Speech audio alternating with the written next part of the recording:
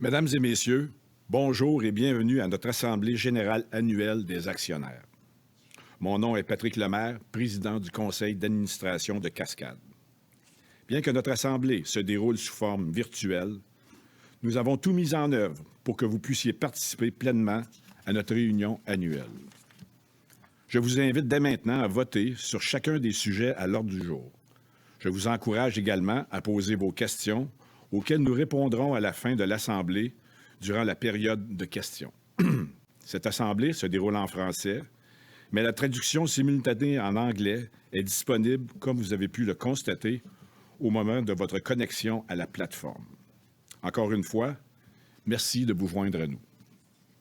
Je déclare donc l'Assemblée ouverte. J'agirai comme président de cette rencontre virtuelle. Je suis accompagné aujourd'hui de Hugues Simon, président et chef de la direction, d'Alan Hogg, vice-président et chef de la direction financière, et de Michael Guerra, secrétaire corporatif qui agit à titre de secrétaire de l'Assemblée. Je suis également heureux de souligner la présence dans cette salle de la majorité des membres de notre conseil d'administration. Ceux et celles qui ne pouvaient se joindre à nous en présentiel participent à l'Assemblée de façon virtuelle. Je demanderai maintenant au secrétaire de nous expliquer certaines procédures liées à l'Assemblée. Merci, Patrick. Voici quelques éléments à retenir pour assurer le bon déroulement de l'Assemblée. Les actionnaires inscrits et les fondés de pouvoir dûment nommés qui souhaitent communiquer avec les membres de l'équipe de la direction ou qui souhaitent poser une question peuvent le faire de l'une des trois façons suivantes. Par écrit, en utilisant la boîte de messagerie, par téléphone, en inscrivant le numéro dans la boîte de messagerie, ou par vidéoconférence en suivant les instructions qui apparaissent à votre écran. Vous pourrez poser votre question lorsque nous vous inviterons à le faire. Seuls les actionnaires inscrits ou leurs fondés de pouvoir dûment nommés peuvent participer, poser des questions et voter à l'Assemblée. Tous les autres fondés de pouvoir peuvent assister à l'Assemblée en tant qu'invités. Les questions ne seront traitées que pendant la période de questions à la fin de l'Assemblée. Les questions ou les commentaires qui contiennent du langage inapproprié ou qui perturbent le bon déroulement de l'Assemblée ne recevront aucune réponse. Nous ne répéterons pas les questions auxquelles nous avons déjà répondu ou qui sont redondantes. Dans le cadre de l'Assemblée tenue aujourd'hui, les droits de vote pourront être exercés à l'égard de toutes les questions au moyen d'un seul vote électronique. Les actionnaires inscrits et les fondés de pouvoir dûment nommés seront invités à voter sur chaque point à l'ordre du jour en suivant les instructions à votre écran. Il est important de mentionner que les actionnaires ayant déjà exercé leur droit de vote à l'avance n'ont pas à voter de nouveau et peuvent simplement ignorer le bulletin de vote en ligne. Merci, Michael. Je demanderai maintenant au secrétaire de déposer l'avis de convocation à l'Assemblée, la circulaire de sollicitation de procuration de la direction, le formulaire de procuration de vote ainsi que l'attestation d'envoi des 10 documents, puis de bien vouloir les conserver dans le dossier de cette Assemblée. Les documents sont déposés. Merci, Michael. Les représentants de services aux investisseurs Computershare, agents de transfert et registraires de la société, agissant à titre de scrutateurs pour cette Assemblée. Ils procèdent au dépouillement des votes par procuration et ceux exprimés en ligne aujourd'hui. On m'indique que leur rapport est maintenant prêt et j'inviterai M. Steve Gilbert à nous en faire la lecture. Bon matin, Monsieur le Président.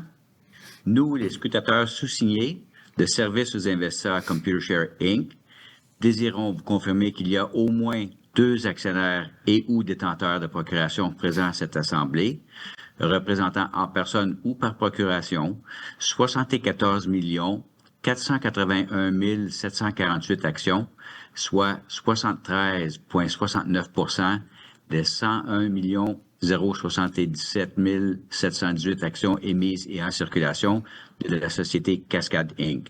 Et j'ai un rapport d'un scrutateur ici, signé par moi-même, Steve Gilbert, et par M. Charles Moussalem, qui vous sera remis par la suite. Merci.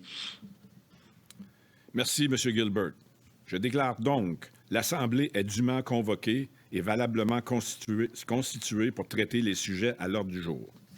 Une fois que les droits auront été exercés à l'égard de tous les points à l'ordre du jour de l'Assemblée, les scrutateurs compileront les votes pour chacun des points.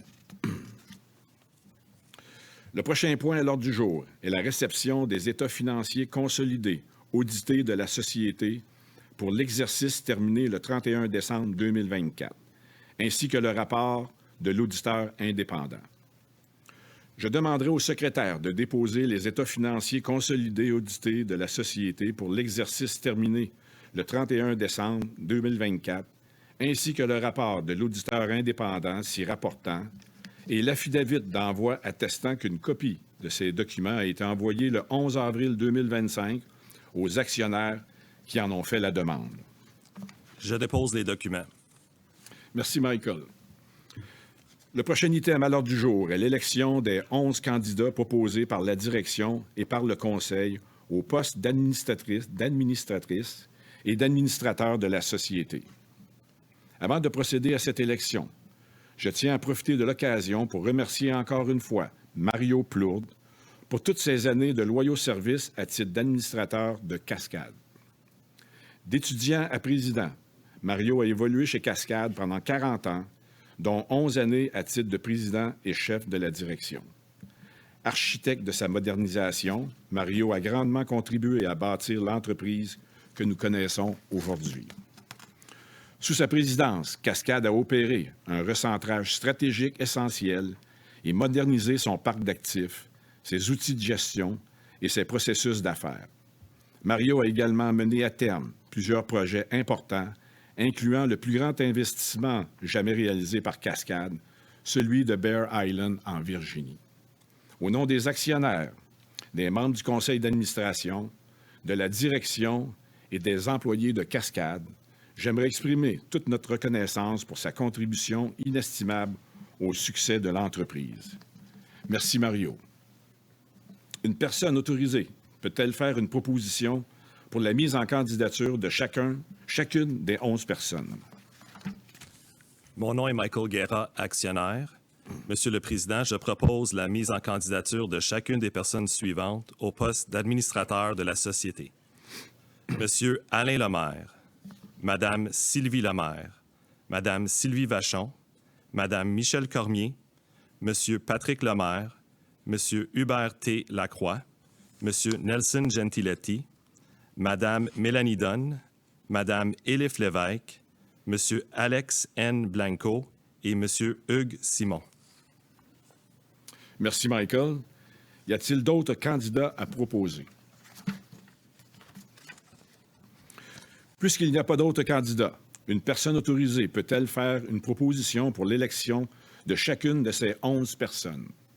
Mon nom est Alan Hogg, actionnaire. Monsieur le Président, je propose que chacun des 11 candidats soit élu membre du conseil d'administration de la Société, et ce jusqu'à la prochaine Assemblée générale annuelle ou jusqu'à l'élection de leur successeur.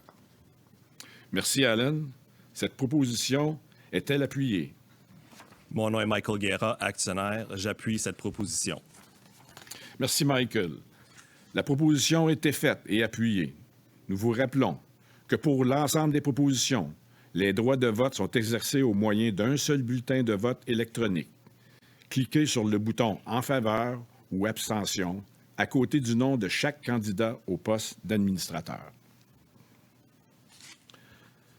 Le prochain point à l'ordre du jour est la nomination de l'auditeur indépendant pour l'exercice 2025. Le conseil d'administration, sur les conseils du comité d'audit et des finances, recommande que le cabinet PricewaterhouseCoopers, société de comptables professionnels agréés, soit nommé auditeur indépendant de la société et que les administrateurs soient autorisés à fixer sa rémunération. Je vois que Michael Guerra désire faire une proposition à cet effet. Monsieur le Président, je propose la nomination de PricewaterhouseCoopers, société de comptables professionnels agréés, comme auditeur indépendant de la Société pour la prochaine exercice et que le conseil d'administration soit autorisé à fixer sa rémunération. Merci, Michael. Quelqu'un voudrait-il appuyer la proposition? Mon nom est Alan Hogg, actionnaire. Monsieur le Président, j'appuie cette proposition. Merci, Allen. La proposition a été faite et appuyée. Cliquez sur le bouton « En faveur » ou « Abstention » à côté de la résolution relative à la nomination de PricewaterhouseCoopers comme auditeur indépendant de la société. Le prochain item à l'ordre du jour est l'approbation de la résolution consultative acceptant l'approche de la société portant sur la rémunération des membres de la haute direction, le tout tel que décrit dans la circulaire de sollicitation de procuration.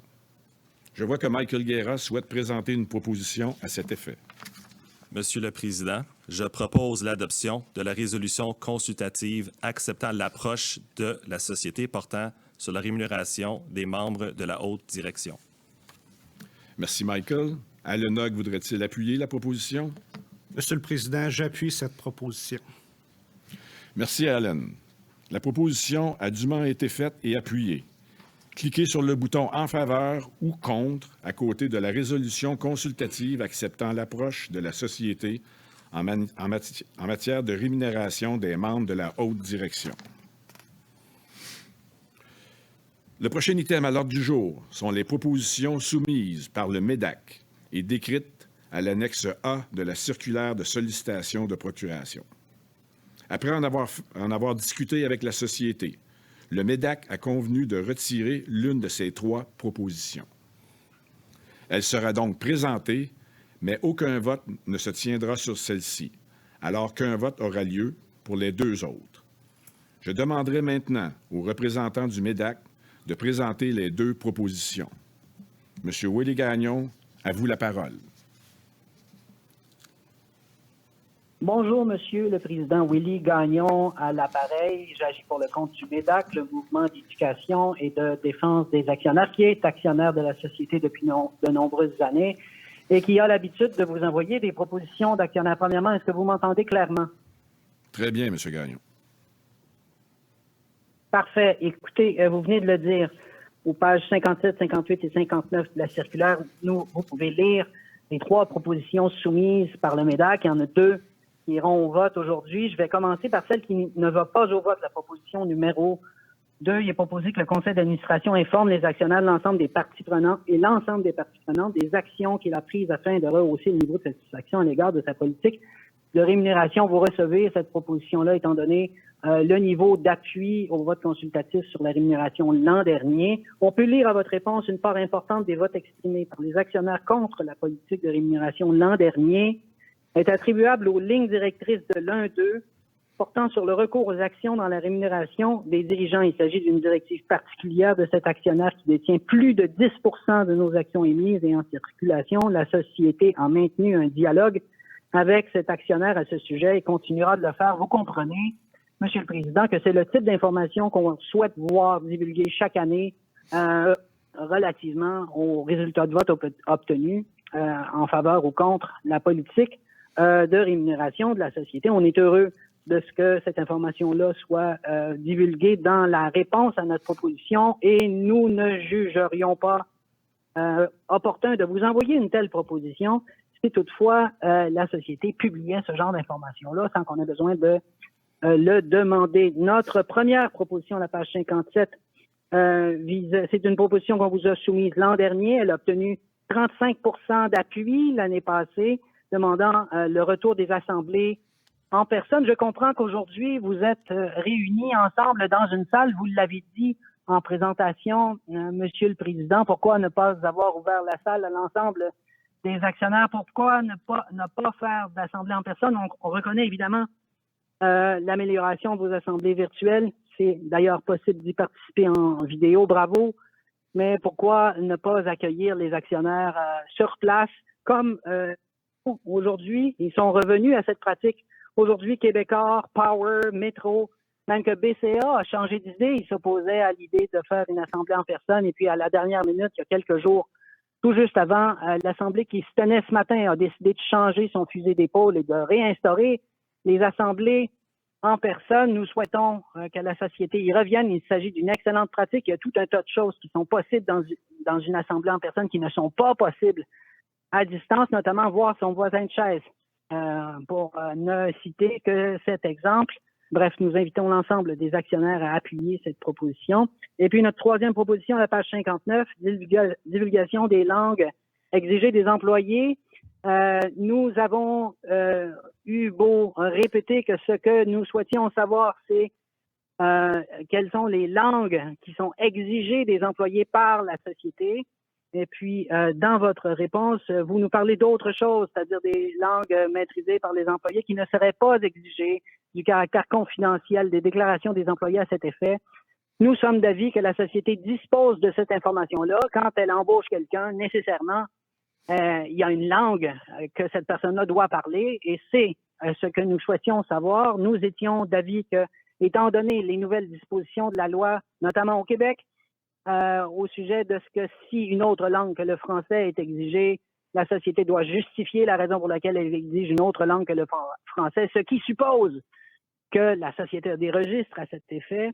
Il faut aussi souligner que dans un sondage récent, il était révélé qu'une très forte majorité de la population est en faveur de cette mesure-là, au-delà de 70%.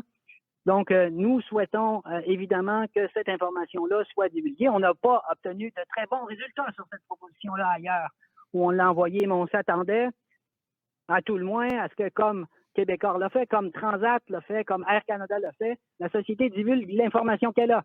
Ça n'a malheureusement pas été possible de le faire chez vous, donc on invite l'ensemble des actionnaires à appuyer notre proposition. Encore une fois, Monsieur le Président, le dialogue soutenu avec la société s'est très bien déroulé, malgré les résultats qui nous apparaissent décevants pour les deux propositions qui s'en vont au vote.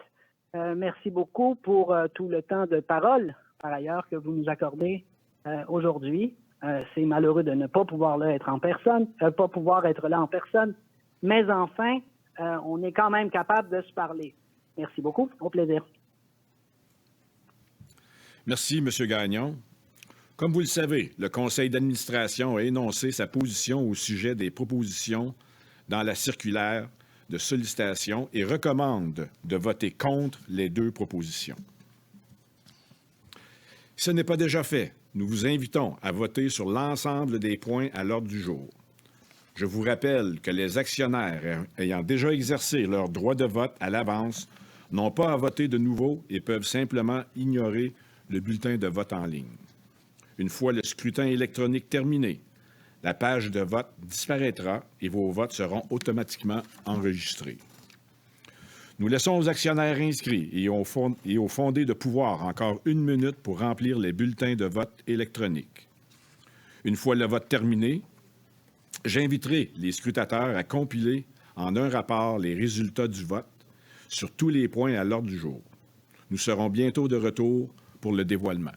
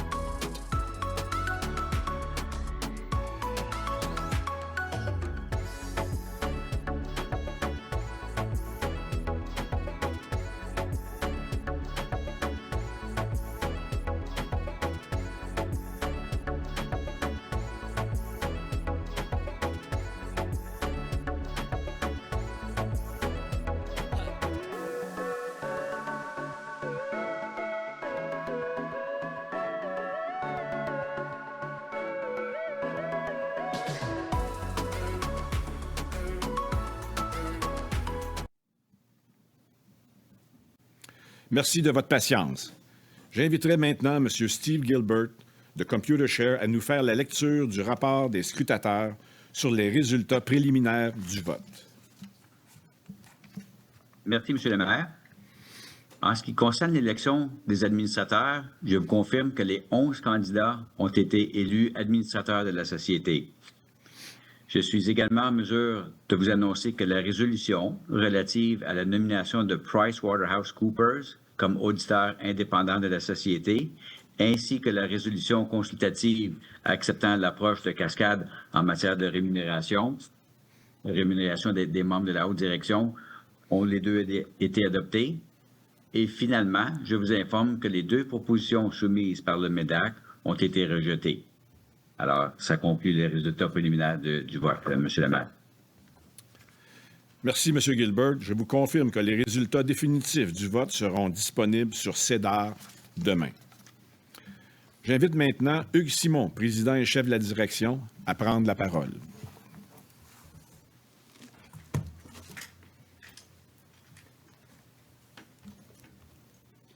Bonjour à tous et à toutes. Je vous remercie d'être avec nous aujourd'hui. Au nom de toute l'équipe de direction de notre conseil d'administration, je tiens à vous remercier pour votre soutien continu tout au long de l'année. Je veux également remercier les cascadeuses et les cascadeurs pour leur accueil chaleureux depuis mon arrivée en juin dernier, ainsi que pour leur travail acharné, leur ouverture d'esprit afin d'améliorer la rentabilité de l'entreprise. Le monde change rapidement et les cycles économiques sont de plus en plus courts. Leur agilité, leur flexibilité et leur volonté d'aller au-devant de ces changements vont assurer notre succès. La fin 2024 aura certainement pu témoigner de ces changements rapides, imprévisibles et sans précédent. Devant ces turbulences, nous avons travaillé à maîtriser ce que nous contrôlons et nous avons procédé à certains changements organisationnels. Les ventes de 2024 se sont élevées à 4,7 milliards de dollars, ce qui représente une augmentation de 1 % par rapport au niveau de 2023.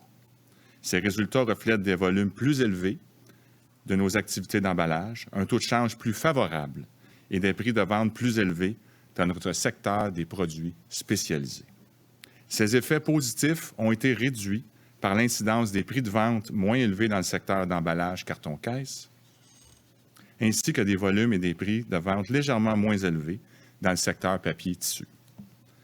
Le bénéfice avant intérêts, impôts et amortissements, ou BAIIA, s'est élevé à 501 millions de dollars en 2024, soit une diminution de 10 % par rapport à l'année précédente. En termes de marge, cela représente 10,7 % des ventes en 2024 contre 12 % en 2023. Comme nous l'avons indiqué dans nos communications annuelles, cette baisse est attribuable à des coûts de matières premières plus élevés et à des prix de vente plus bas dans notre secteur d'emballage carton-caisse au cours du premier semestre de l'année. Ces répercussions ont plus que compensé la réduction de coûts d'exploitation et les bénéfices liés à la combinaison des ventes et des volumes plus élevés. Nous avons procédé à des investissements dans nos activités tout au long de l'année 2024. Les niveaux d'investissement en capital s'élevant à 148 millions de dollars ont été inférieurs de 57 % par rapport à ceux de l'année précédente, période durant laquelle les investissements à notre usine de Bear Island étaient en cours d'achèvement. Nos investissements de 2024 ont été axés sur l'amélioration de l'efficacité opérationnelle de nos actifs de production. Malgré des niveaux plus élevés de flux de trésorerie opérationnelle en 2024 et des investissements en capital inférieurs, les niveaux de dette de l'entreprise ont augmenté de 214 millions de dollars d'une année à l'autre. Les répercussions d'un taux de change moins favorable ont représenté 149 millions de dollars, soit 70 % de l'augmentation. Notre niveau de dette plus élevé et notre niveau de rentabilité globale plus faible ont entraîné une augmentation de nos ratios d'endettement passant de 3,4 à la fin 2023 à 4,2 fois à la fin de 2024. Voici maintenant un aperçu des performances de chacun de nos secteurs d'activité pour 2024. Notre secteur d'emballage carton-caisse a généré des ventes de 2,4 milliards de dollars, soit une augmentation de 4 %. Cela a été attribué à des volumes plus élevés, avec des expéditions de produits en hausse de 3 % par rapport à l'année précédente, et à un taux de change plus favorable et à une augmentation de 1 % du prix de vente moyen. En contrepartie, la hausse des prix des matières premières et celle des coûts d'exploitation ont entraîné une diminution de 22 % du BAIIA par rapport à 2023. Les niveaux de production de notre usine de Bear Island se sont améliorés en 2024. Mais comme nous l'avons souligné dans nos résultats de fin d'année, ils étaient inférieurs à nos objectifs. Nous consacrons actuellement des ressources supplémentaires importantes pour combler cet écart. Les ventes de notre secteur de produits spécialisés ont augmenté de 5 et le BAIA a progressé de 16 d'une année à l'autre, atteignant 106 millions de dollars, soit une marge de 15,8 %. Ces résultats ont été soutenus par des prix de vente plus élevés, des coûts réduits de main-d'œuvre, d'énergie et de transport, ainsi qu'un taux de change favorable d'une année à l'autre. En terminant, les résultats de notre secteur papier-tissu ont continué de s'améliorer en 2024. Malgré une diminution de 4 des ventes résultant des fermetures d'usines de production en 2023 et d'une réduction du prix de vente moyen, le BAIA a augmenté de 5 et les marges ont augmenté jusqu'à 12 %. Nous sommes satisfaits de la plateforme opérationnelle actuelle et de l'amélioration de la rentabilité de ce secteur. Nous allons continuer de mettre en œuvre des initiatives variées afin de continuer à améliorer nos résultats. Je vais maintenant céder la parole à Alan, qui va présenter quelques faits saillants de nos résultats du premier trimestre 2025.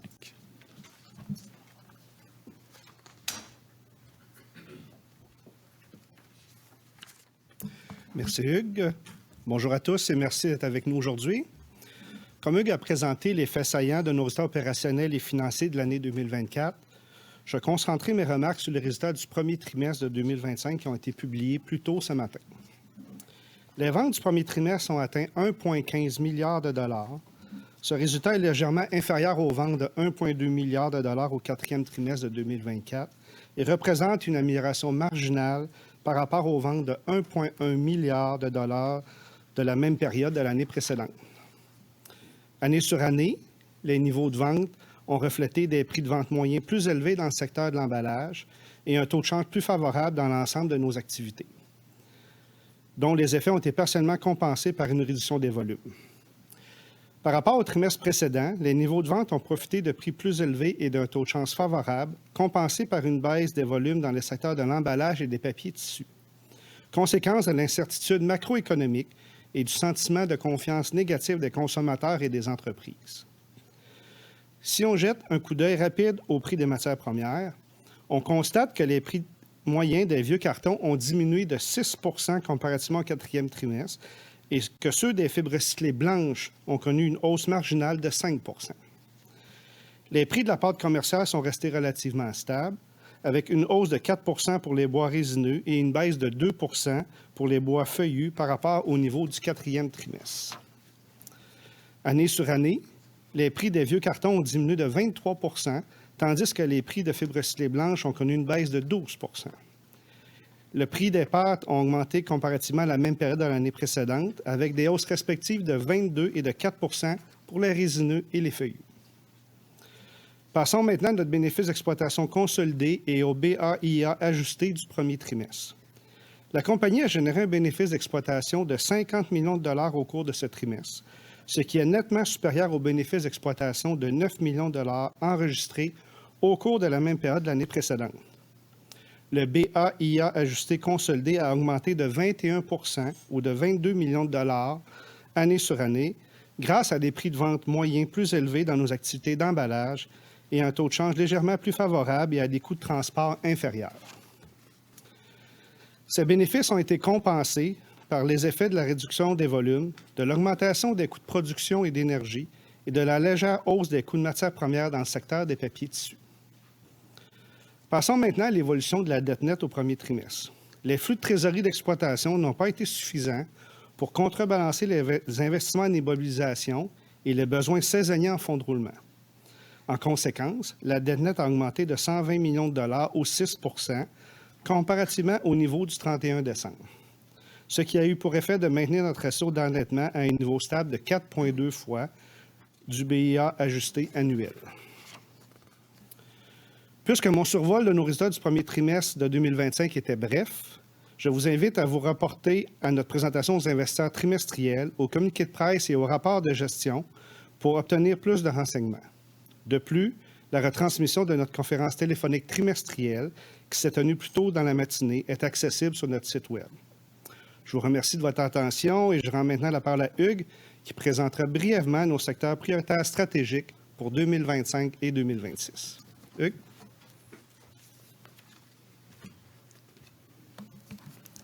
Merci, Alan. 2024 aura été une année qui témoigne de la rapidité des changements des cycles économiques. La première moitié de l'année a été caractérisée par les compressions de marge dans le secteur de l'emballage. Entre juillet et novembre, nous avons vu une progression constante de notre rentabilité grâce à la mise en œuvre de certaines initiatives, comme en témoignent nos résultats. Enfin, quatrième trimestre, la menace tarifaire a créé une certaine inquiétude qui s'est amplifiée en 2025. Nos résultats reflètent ces réalités avec lesquelles nous avons dû composer. L'incertitude liée aux tarifs a eu une incidence directe sur les dépenses de consommation et les niveaux de demande. Devant une telle situation, avec une visibilité réduite sur ce qui peut advenir, la meilleure façon de contrôler notre destinée, c'est d'accroître notre maîtrise sur ce que l'on contrôle. Nous nous sommes positionnés pour être le plus résilient possible devant les perturbations économiques. Nous allons continuer à tout mettre en œuvre pour améliorer notre efficacité opérationnelle et la satisfaction de nos clients. Plus que jamais, il est primordial de produire le bon produit pour le bon client sur le bon équipement afin de renforcer les relations privilégiées que nous avons avec nos partenaires. Nous sommes déjà bien engagés sur le chemin de l'excellence. Le travail est bien entamé. Nous continuons à identifier et à mettre en œuvre les pistes d'amélioration qui créent de la valeur. Notre focus est sur la priorisation et l'exécution rigoureuse de nos actions. Le client est et doit demeurer au centre de toutes nos décisions. Le succès de nos actions repose évidemment sur l'engagement et la créativité des cascadeuses et cascadeurs. Nous continuerons plus que jamais à mettre leur santé et leur sécurité en priorité. Nous poursuivons également nos efforts de réduction de la dette. Pour y arriver, nous limiterons nos dépenses en capital à 175 millions de dollars pour 2025. Nous comptons également monétiser environ 80 millions de dollars d'actifs inutilisés ou non stratégiques dans les 24 prochains mois. Les priorités sur lesquelles nous nous concentrons pour les 2 prochaines années s'appuieront sur les investissements récents et les initiatives de rentabilité que nous avons identifiées. Ces mesures contribueront à renforcer nos plateformes commerciales et à positionner Cascades de façon à créer de la valeur pour nos actionnaires. Le développement durable et l'importance d'une économie circulaire efficace est au cœur de notre stratégie. Nous demeurons fidèles à nos valeurs profondes et continuons de guider nos clients dans leurs choix comme nous le faisons depuis plus de 60 ans. D'ailleurs, en 2024, Cascades a continué de se distinguer sur ses réalisations continues. Encore cette année, nous figurons dans le prestigieux classement Global 100 des entreprises les plus durables au monde. Nous avons également été nommés parmi les 100 meilleurs employeurs au Canada pour une 5e année consécutive. Plusieurs de nos produits ont également été, cette année encore, récompensés pour leur innovation et leur contribution au développement durable. Nous sommes très fiers de ces réalisations et nous sommes déterminés à poursuivre notre travail en ce sens. En conclusion, je vous rappelle que l'objectif est de devenir encore plus agile, plus flexible, dans un monde où la rapidité du changement augmente sans cesse. En améliorant notre productivité, en demeurant le partenaire de choix de nos clients et en réduisant notre dette, nous nous positionnons de manière à nous donner des options, à profiter des opportunités et à assurer notre croissance. Je vous remercie de votre soutien et de votre confiance. Merci.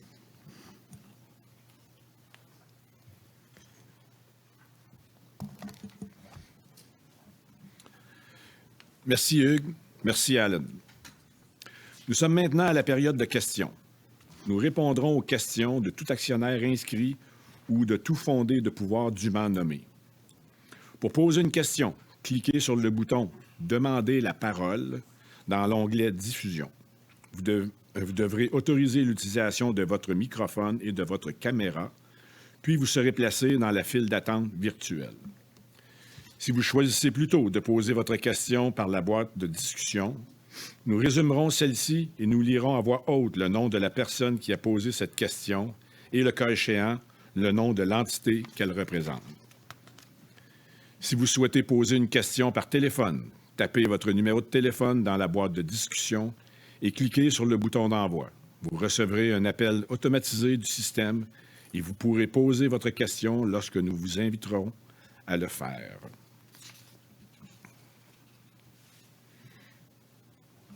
Nous attendrons quelques minutes, Monsieur le Président. On n'a pas encore de questions. Quelques secondes, on n'a pas encore de questions.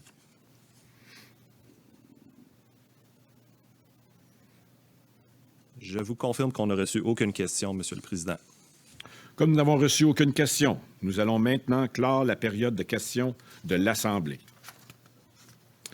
Avant de lever l'Assemblée, j'aimerais rendre hommage à un grand cascadeur qui nous a quittés récemment. C'est avec regret que nous avons appris le 30 avril dernier le décès de Martin P. Pelletier à l'âge de 82 ans. M. Pelletier a débuté chez Cascade en 1976 durant la construction de notre usine de Cabano, dont il a été le premier directeur. Puis sa riche carrière dans notre entreprise l'a vu fonder le Centre de recherche et de développement, participer au démarrage de plusieurs usines et occuper les postes de vice-président et chef des opérations du groupe Carton-Caisse et de président et chef de la direction du groupe Papier-Roland. M. Pelletier a siégé au conseil d'administration de Cascade de 1982 à 2013. Au nom de Cascade, je tiens à offrir mes plus sincères condoléances à la famille Pelletier. Ayant épuisé tous les sujets à l'ordre du jour, je déclare l'Assemblée levée. Les journalistes qui voudraient procéder à des entrevues individuelles à la suite de l'Assemblée sont invités à communiquer avec Hugo Damour, vice-président communication, affaires publiques et développement durable, dont les coordonnées apparaissent à votre écran. Je vous remercie de votre attention et portez-vous bien.